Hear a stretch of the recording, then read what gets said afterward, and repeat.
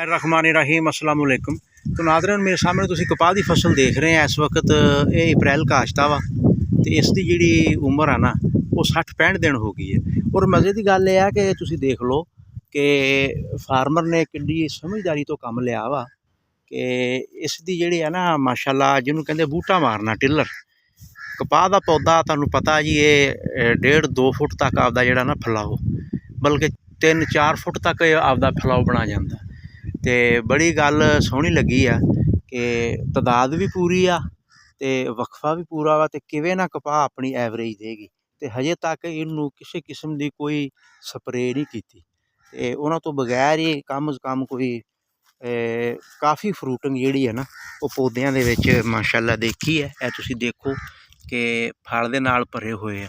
कोई भी हजे इनू असी मतलब पेस्टिसाइड स्प्रे नहीं किया।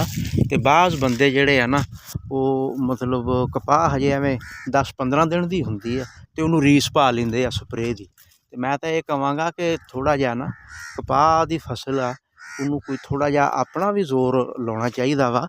उहदे ये नहीं कि उहदे दोस्त कीड़े ही मार दिओ। ते अलहमदुलिल्लाह तुसीं खेल देख लो कि रकबा है बिल्कुल सख्त आ जिन्हों असीं कलराठा कहने हैं। तो प्लानिंग एड्डी सोहनी कीती आ खेल दी कि आपाशी भी करदे आ ते पानी भी थोड़ा लगदा वा। और यह तुसीं देख लो कि 70-70 80-80 डोडी जिहड़ी है ना वो लग चुकी है अलहमदुलिल्लाह। तो मैं तो यह कहांगा कि कपाह जिहड़ी है ना सियाणे कहंदे डांगो डांगी भी इहदा फासला जिहड़ा है ना वो ज़्यादा होना चाहिदा वा। ते